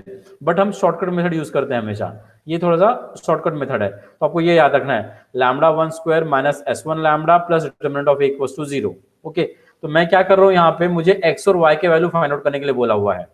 तो मैंने क्या किया, 4 और 10 यहाँ पुट अप कर दिया, तो मुझे मैट्रिक्स मिला, इट इज व्हाट 2 3, जैसे मैंने यहाँ पे सपोज 5 and 8 पुट अप किया यहाँ पे इस बार 5 और 8, तो मुझे ये मैट्रिक्स ए मिल गया।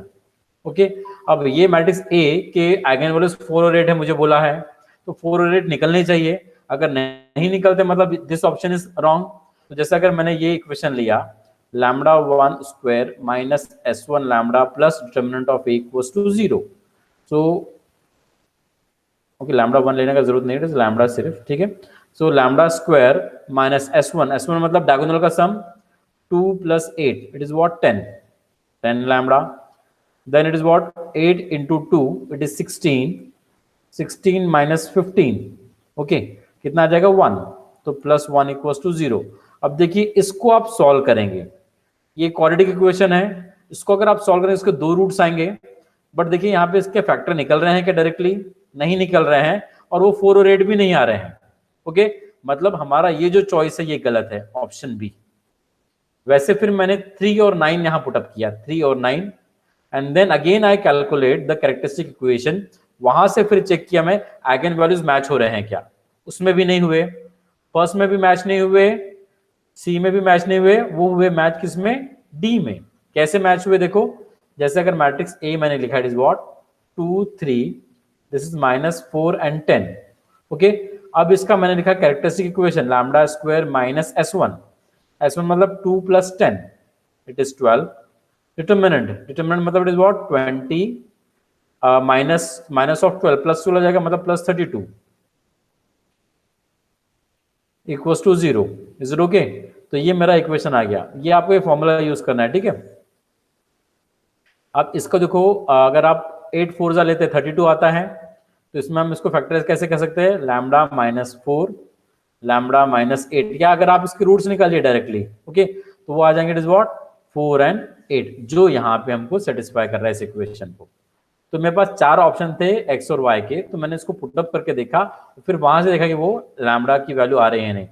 इसको प्रॉपर्टी से कर सकते हैं कि आप थोड़ा चेक कीजिएगा, बट मेरे हिसाब से तो शायद नहीं बनेगा वो प्रॉपर्टी से।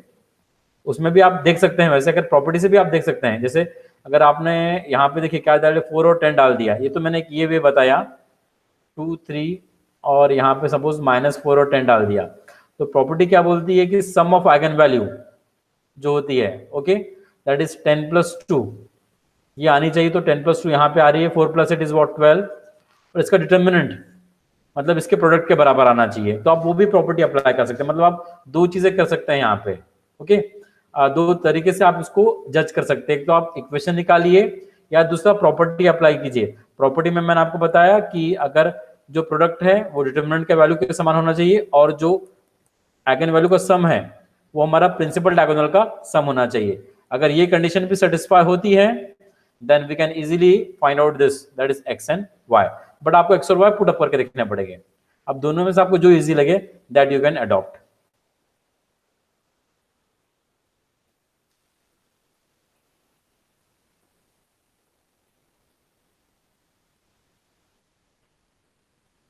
ओके, और कोई question?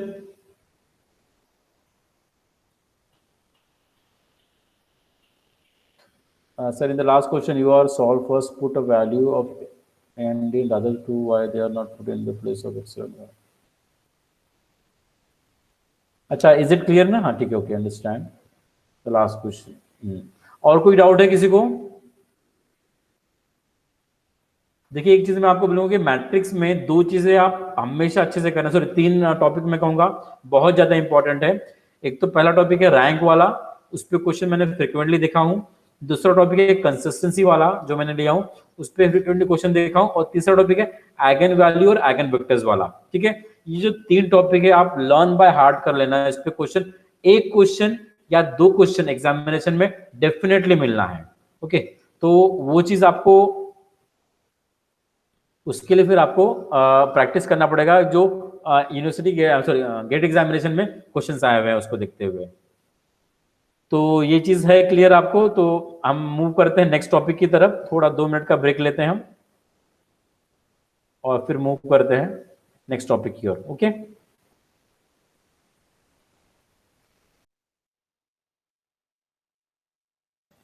I am coming with in the 2 minutes, will start the next topic.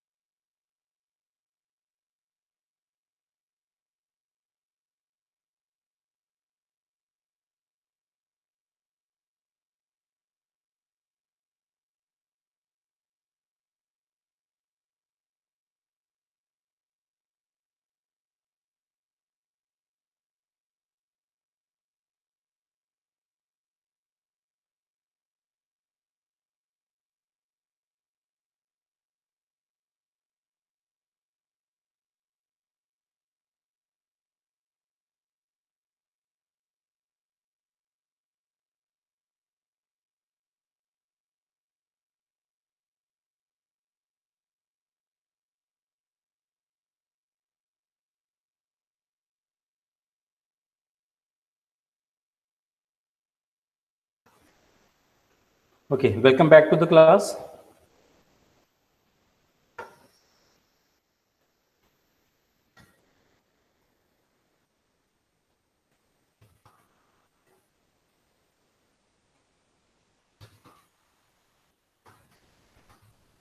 अभी अभी हम नेक्स्ट टॉपिक देखते हैं, दैट इज डिफरेंशियल इक्वेशन के ऊपर। बिकॉज मैं थोड़ा सा इंपॉर्टेंट टॉपिक ही कवर करवा रहा हूँ। डिफरेंशियल इक्वेशन भी फ्रिक्वेंटली क्वेश्चन रहता है। देखिए 2 या 3 क्वेश्चन डिफरेंशियल इक्वेशन पे रहते हैं, या फिर 2 क्वेश्चन या 3 क्वेश्चन मैट्रिक्स के ऊपर रहते हैं। ये 2 टॉपिक बहुत ही इंपॉर्टेंट है, और इट इज ये जो 2 टॉपिक है ये हर एक ब्रांच में है। मतलब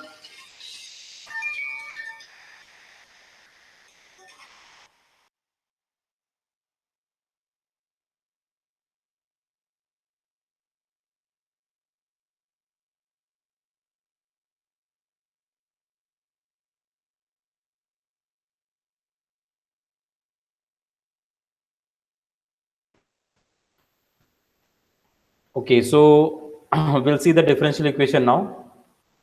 I'm presenting the screen.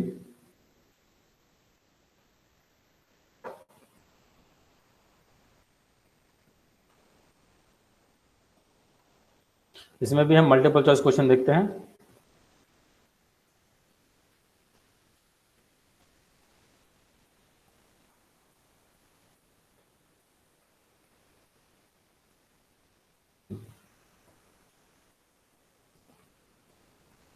सो ये the first question on differential equation. तो पहले तो मुझे बताइए कि डिफरेंशियल इक्वेशन होता क्या है, बिकॉज डिफरेंशियल इक्वेशन का डेफिनेशन ही नहीं पता होता है।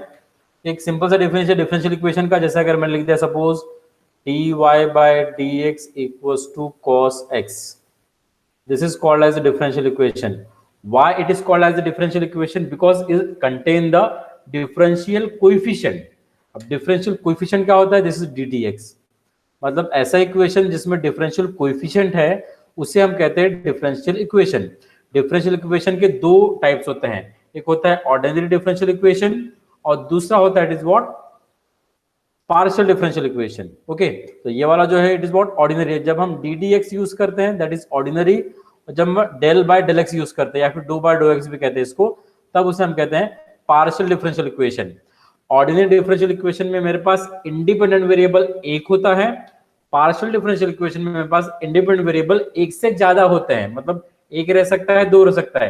इंडिपेंडेंट वेरिएबल मतलब इट इज व्हाट, जो नीचे वाला वेरिएबल है दैट इज एक्स, इसे हम कहते हैं इंडिपेंडेंट वेरिएबल। अगर मैं पार्शियल से डील करता हूं, जैसे पार्शियल इक्वेशन एक लिखता हूं, del square y by it is del x square plus del square y by del z square equals to 0। अब यहाँ पे देखिए डिपेंडेंट वेरिएबल y है मेरे पास और independent variable is what, x और z। मतलब 2 इंडिपेंडेंट वेरिएबल है, 2 या 2 से ज्यादा अगर इंडिपेंडेंट वेरिएबल आते हैं that define the partial differential equation. अगर 2 से कम आते हैं, मतलब सिर्फ एक इंडिपेंडेंट वेरिएबल रहता है, then that define it is what, ordinary differential equation. So ये मेन डिफरेंस है, आपको पता होना चाहिए। Now moving to the question, what is the order and degree of the differential equation. इसका ऑर्डर और डिग्री आपको बताना है, फर्स्ट ऑर्डर सेकंड ऑर्डर क्या है, ठीक है। अब इसके लिए क्या करते हैं, आपको देखिए जब भी हम ऑर्डर और डिग्री डिफाइन करते हैं तो एक चीज आपको याद रखनी है कि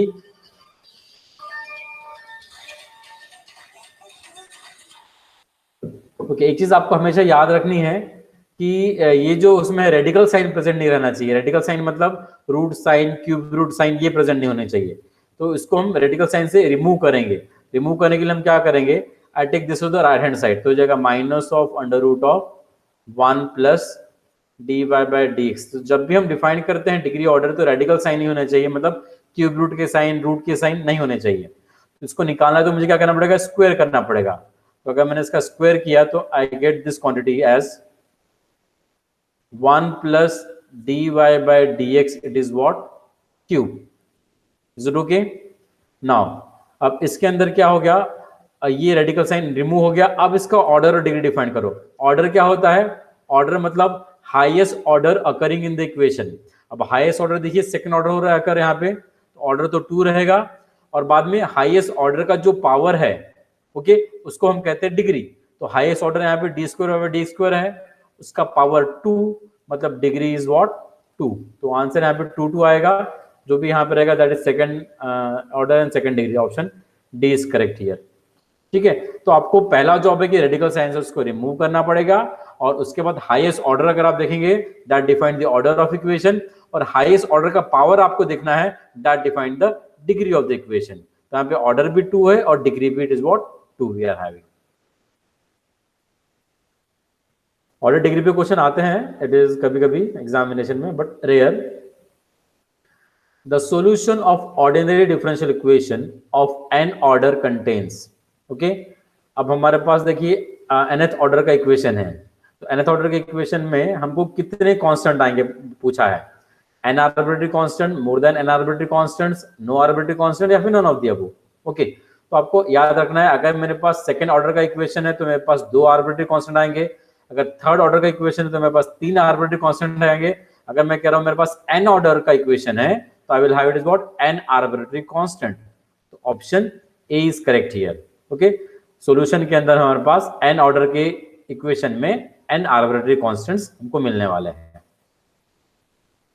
next question, in the linear ordinary differential equation the dependent variable and its differential coefficients are not multiplied together and occurs in, ये डेफिनेशन ही है लीनियर ऑर्डिनरी डिफरेंशियल इक्वेशन का।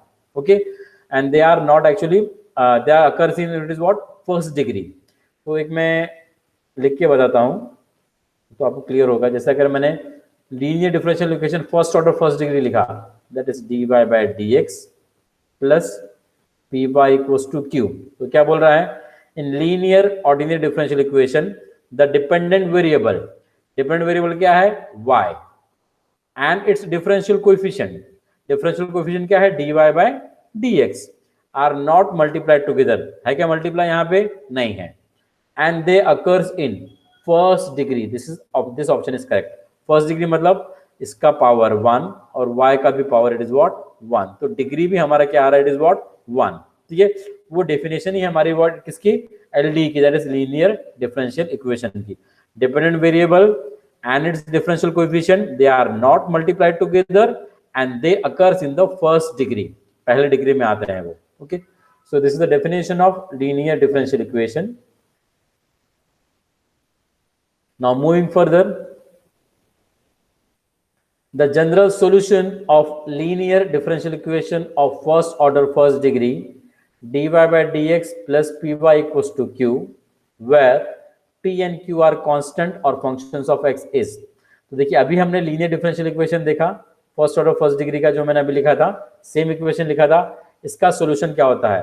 अब इसका एक स्टैंडर्ड फॉर्मूला है, फॉर्मूला मैं जनरलाइज कर देता हूं, जैसे द इक्वेशन इस टाइप में भी रह सकता है dy by dx plus py equals to q, या फिर ऐसे भी रह सकता है dx by dy plus px equals to q।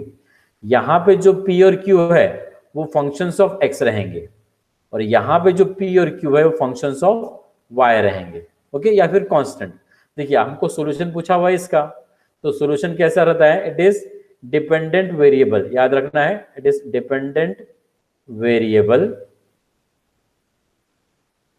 into integrating factor that is if equals to integration RHS part that is q, हमारे पास दोनों में q है, RHS part into integrating factor, okay, and then plus c। अब यहाँ पे कौन सा variable है, कभी भी हम इंटीग्रेशन जो करते हैं वो इंडिपेंडेंट वेरिएबल से करते हैं, ये याद रखना है। ठीक है, इंडिपेंडेंट वेरिएबल मतलब नीचे वाला वेरिएबल, डिपेंडेंट वेरिएबल मतलब ऊपर वाला वेरिएबल।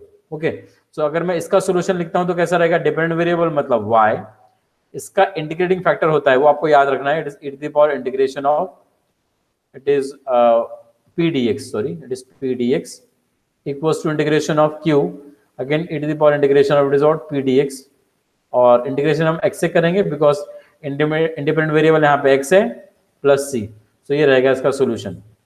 और अगर मैं इसका सॉल्यूशन लिखता हूं, किसका, सेकंड वाला, ये इक्वेशन का, dependent variable x then integrating factor रहेगा e to the power integration of it is pdy equals to integration of it is q, और then it is e to the power integration of pdy it is dy plus c। हम हमेशा independent variable से integrate करते हैं, independent variable यहाँ पे y है, तो मुझे तो इसका पूछा हुआ है, तो आपको चेक करना कि ये कहाँ पे आ रहा है, it is y into integrating factor, then this is q plus c, मतलब ऑप्शन ए यहाँ पे हमारे पास करेक्ट है। ओके, तो ये सॉल्यूशन आपको दोनों के याद रखना पड़ेगा। उसके लिए आपको बस फॉर्मूला याद रखना है, dependent variable multiplied to the integrating factor equals to integration of RHS part into integrating factor into dependent that is integration with respect to the independent variable plus the integrating constant। अब देखिए जो constant is nothing but the arbitrary constant, और हमें एक ही constant मिला है। क्यों? Because मेरे पास ऑर्डर क्या है इक्वेशन का, इट इज व्हाट 1। अगर ऑर्डर 2 रहेगा तो मुझे 2 आर्बिट्रेरी कांस्टेंट मिलेंगे, ऑर्डर 3 रहेगा तो मुझे 3 आर्बिट्रेरी कांस्टेंट मिलेंगे। ठीक है, वो हमने वैसा अभी क्वेश्चन जस्ट देखा था।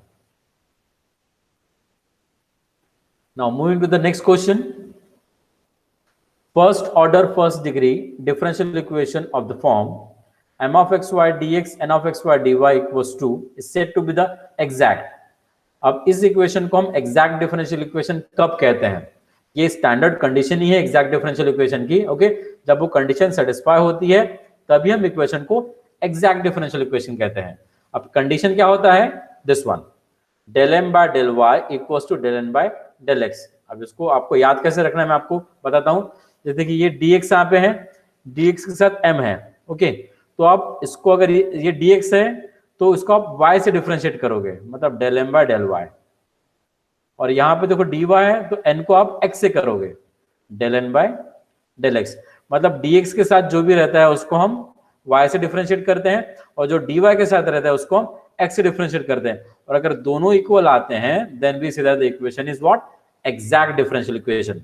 अब हमने यहाँ पे पार्शियल डिफरेंशिएशन का कंसेप्ट लगाया है। क्यों? Because m is a function of 2 variable, n is also function of 2 variable. अगर 2 या 2 से ज्यादा वेरिएबल के फंक्शन होते हैं तब हम पार्शियल डेरिवेटिव यूज करते हैं। अगर सिंगल फंक्शन का वेरिएबल है तब हम ऑर्डिनरी डिफरेंशिएशन यूज करते हैं। तो ये मेन डिफरेंस होता है। ओके, इसको भी आपको याद रखना है।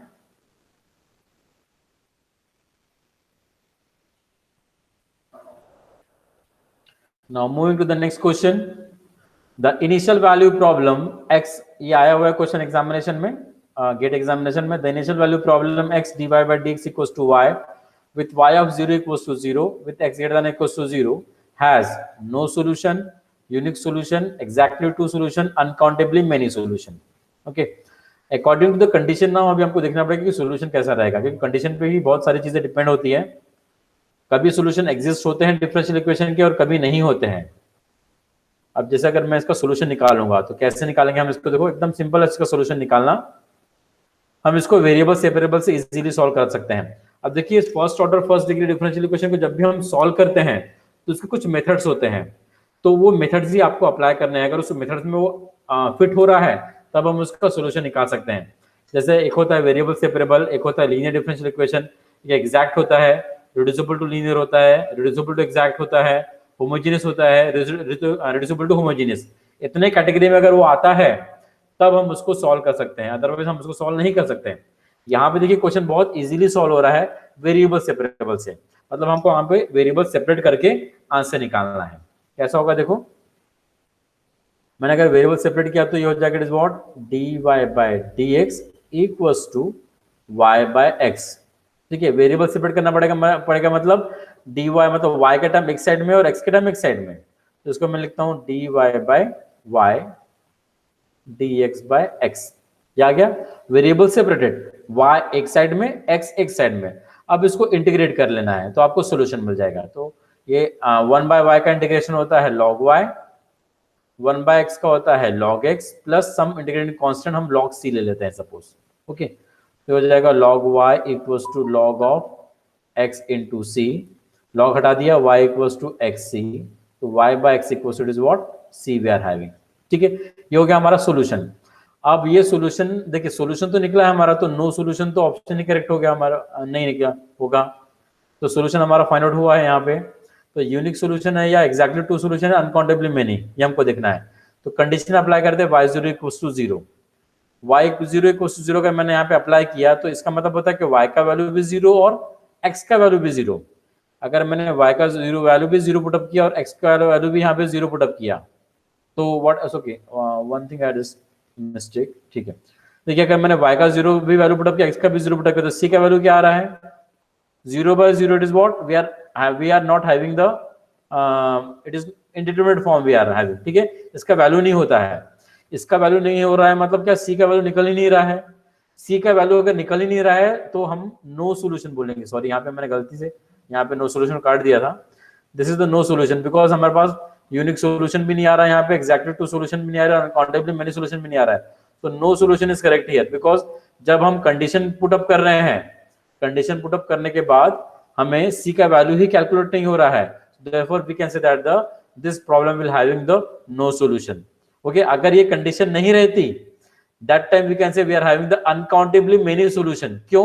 because C के हर एक वैल्यू के लिए हमको अलग अलग सोल्यूशन मिला रहता, तो हम कह सकते थे अनकाउंटेबली मेनी सोल्यूशन, बट ये कंडीशन यहाँ पे दी हुई है जिसमें C का वैल्यू नहीं निकल रहा है, इसलिए हम कह रहे हैं we are having the no solution. Clear?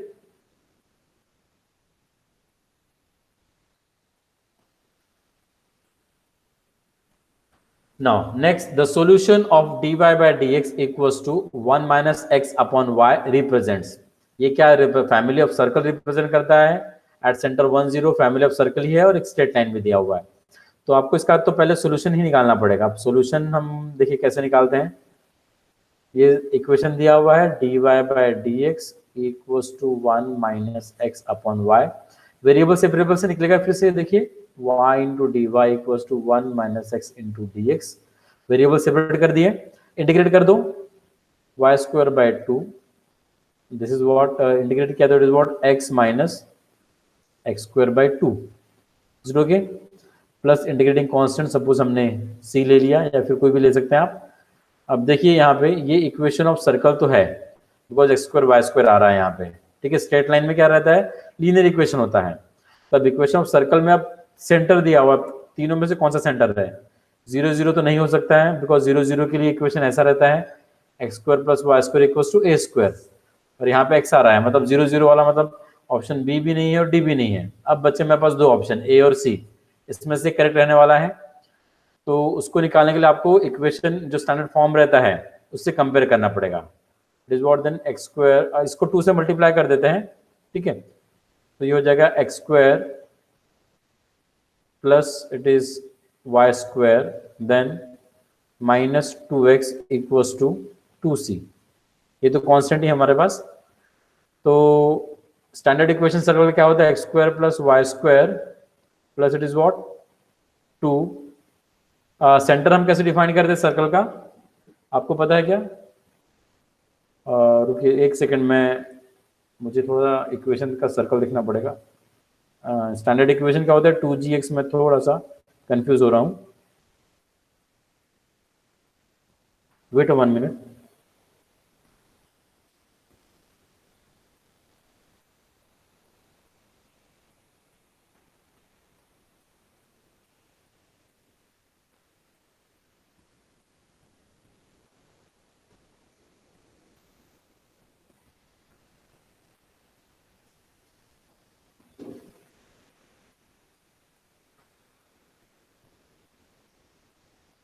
Okay, the standard equation for the circle is will be given by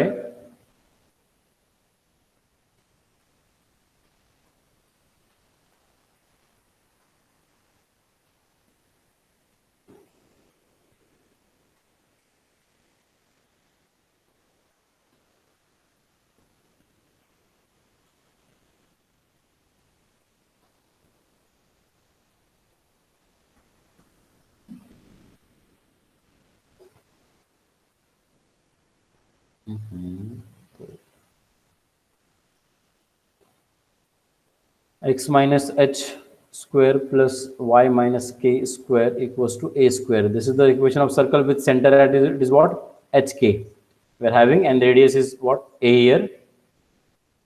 So क्या हो रहा है, प्रॉब्लम दे रहा है यार,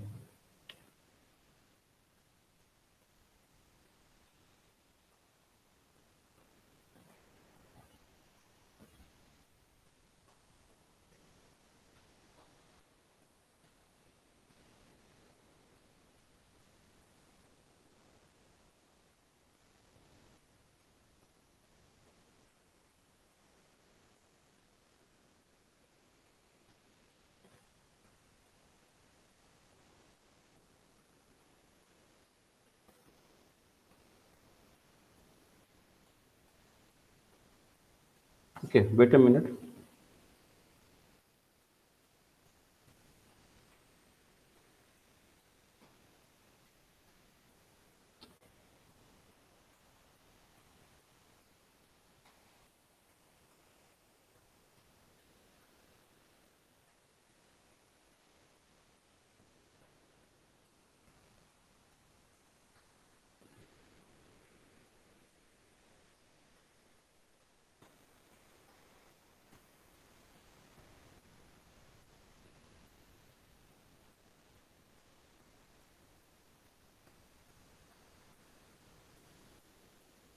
Equation of circle, we are having this stand form as x square plus y square plus 2gx.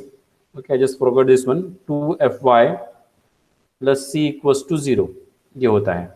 ठीक है. अब इसमें हमारा सेंटर होता है, बिकॉज यहाँ पे हमको सेंटर से डील करना है 1 0 और -1 0. तो इस इक्वेशन को मैं इससे कंपेयर करता हूँ. Okay, x square plus y square -2x हमारे पास आ रहा है. -2x अगर मैं कंपेयर करूँगा तो 2g से कंपेयर होगा वो. ओके, तो अगर कंपेयर करते तो that will be -2 equals to -2g मेरे पास आ जाएगा. तो g का वैल्यू क्या आ रहा है? It is what we are having 2g, sorry plus 2g से कंपेयर होगा ये. I am comparing this equation. Okay, again I write the everything here. X square -2x मैं इरेज कर देता हूँ कुछ चीजें.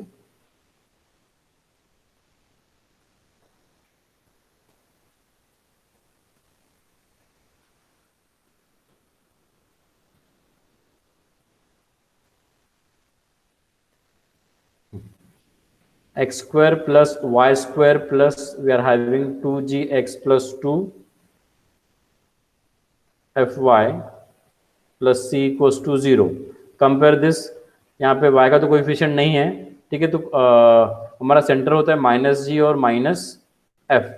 ओके, इसमें तो अगर मैं कंपेयर करूंगा तो x का कोएफिशिएंट मेरे पास 2g है और ये है -2 है. तो -2 is compare with it is what 2g. तो g का वैल्यू आ गया it is what -1. But g का वैल्यू -1 है, बट सेंटर क्या रहेगा? -g -f. f तो हमारा 0 ही रहेगा डेफिनेटली, बिकॉज y यहाँ पे नहीं है.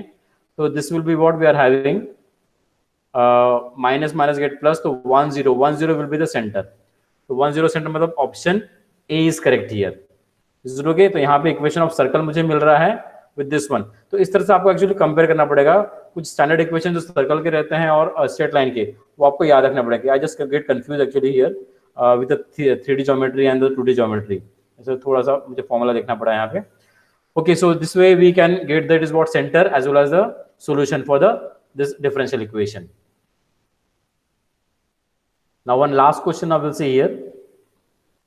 Solution of 1 plus y square dx equals to tan inverse y minus x dy is. इसका सोल्यूशन क्या रहेगा? ठीक है, अब इसका सोल्यूशन क्या रहेगा हमारे पास? ये हमारा लीनियर डिफरेंशियल इक्वेशन से सॉल्व होगा क्वेश्चन. क्यों? देखिए, बिकॉज मेरे पास अगर हम देखेंगे ये वाई स्क्वायर सेकंड डिग्री में है बट एक्स हमारा फर्स्ट डिग्री में है. तो मुझे इसको सॉल्व करना पड़ेगा dx by dy plus px equals to q form से. इसमें मुझे कन्वर्ट करना पड़ेगा एंड जो सोल्यूशन रहता है उसका यूज करके देन हमको सोल्यूशन फाइंड आउट करना पड़ेगा. ठीक है, अगर मैं इसको कन्वर्ट करता हूं तो देखिए मैं इसको कैसे लिख सकता हूं. इसको मैं dx बाय dy में कन्वर्ट कर रहा हूं. तो this is nothing but dx by dy equals to tan inverse y minus x upon it is what 1 plus y square. This is nothing but tan inverse y upon 1 plus y square minus x upon 1 plus y square. This is dx by dy. अब इसके बाद मैं इसको लिखता हूँ dx by dy plus इसको मैंने left में लिया x upon 1 plus y square equals to tan inverse of it is 1 plus y square. ठीक है, अब अगर कंपेयर करेंगे आप इससे, ठीक है, तो इसमें आपको देखो p और q निकालना पड़ता है. तो p will be 1 plus y square और q will be it is what tan inverse we are having tan inverse of y upon 1 plus y square. ये हमारा q रहेगा. This is our p. ठीक है, अब उसके बाद हमको निकालना पड़ता है integration of p d y exponential में. तो 1 अपॉन 1 प्लस वाई स्क्वायर का इंटीग्रेशन मतलब p का integration.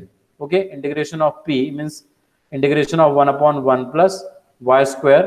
That will be it is what tan inverse of y. तो हमारा IF हो जाएगा, then IF will be e to the power integration of p dy, that is e to the power, it is tan inverse of y. तो ये हमारा हो गया IF. Okay, तो यहाँ पे देखिए सॉल्यूशन में अगर देखेंगे तो ये सॉल्यूशन तो नहीं रहेगा बिकॉज ये y इक्वल टू दिया हुआ है, बिकॉज सॉल्यूशन क्या रहता है, it is dependent variable into it is IF. IF हमारा it is what, tan inverse of y equals to integration of q मतलब ये जो RHS पार्ट है, RHS पार्ट मेरे पास क्या है, tan inverse of y into it is what, upon 1 plus y square, ये आ गया. Then into IF is what, e to the power tan inverse of y dy plus it is what c. सो देखिए solution in दोनों में से एक रहने वाला है.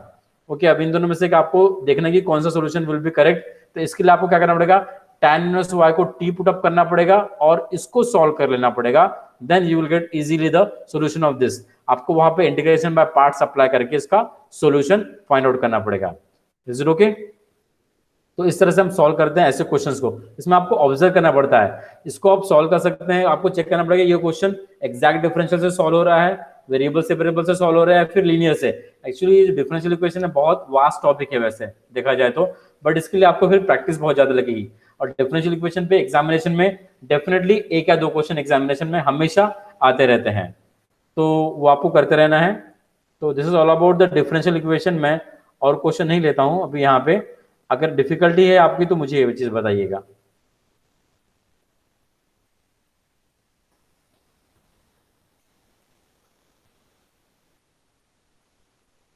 यस, कोई डाउट है डिफरेंशियल इक्वेशन में?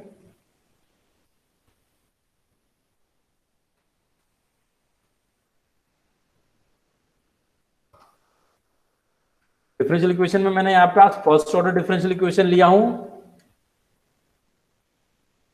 और यहां पे मैंने लिया हूं ऑर्डर एंड डिग्री, मतलब जो बेसिक चीजें होती हैं. तो इसमें किसी कोई डाउट है?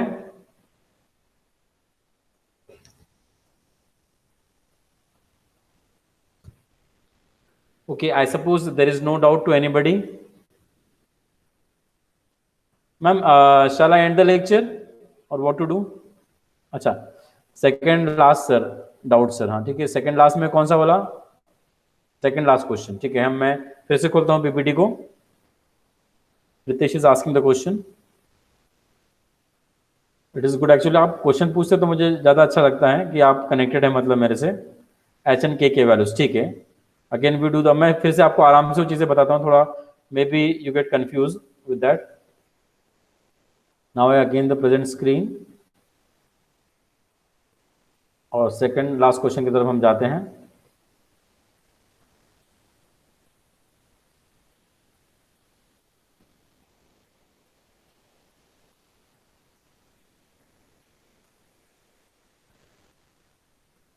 देखिए इस क्वेश्चन में तो पहले तो सॉल्यूशन हमने निकाला था. सॉल्यूशन जो निकाल रहे हैं तो हमने वो तो इजीली था, आपको निकल के थे y dy. में थोड़ा सा फास्ट निकाल देता हूँ यहाँ पे. It is into it is dx. Integration किया था y square by d equals to x minus x square by 2 plus some constant हो जाएगा x square by 2 plus y square by 2 minus x equals to c. हमने 2 से multiply कर दिया. X square plus y square minus is 2x equals to 2c. ये तो clear है, यहां तक तो क्लियर है. अब इसका स्टैंडर्ड फॉर्म हमारा क्या था, x square plus y square plus 2gx plus 2fy equals to we are having it is plus c भी लिख सकते हैं हम यहाँ पे.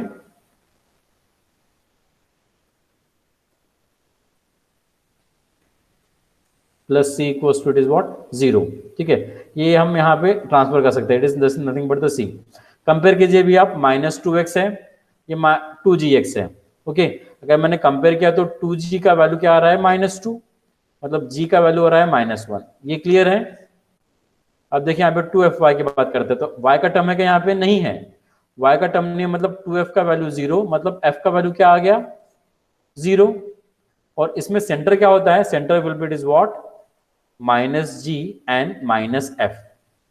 तो g को -g किया तो इट इज व्हाट 1 आ जाएगा. -f के मतलब -0 इज व्हाट इट इज 0. ये हो गया इट इज व्हाट 1 0. तो 1 0 हमारा यहाँ पे सेंटर निकला था. Is it clear? ऐसा बहुत क्लियर है.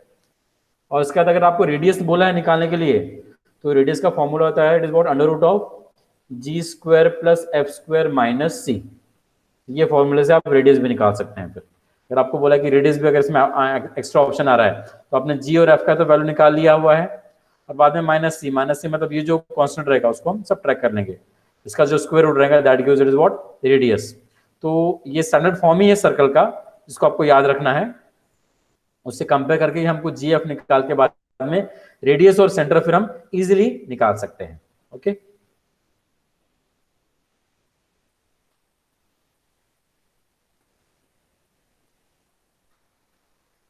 सो I stop sharing here.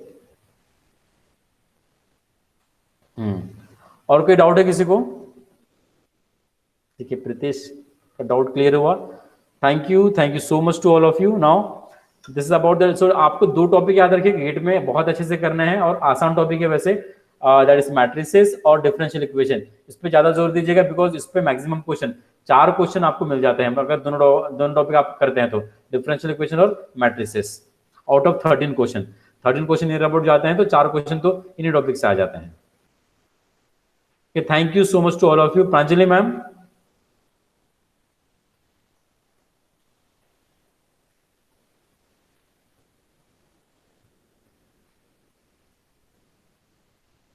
Pranjali ma'am आप ऑडिबल नहीं है।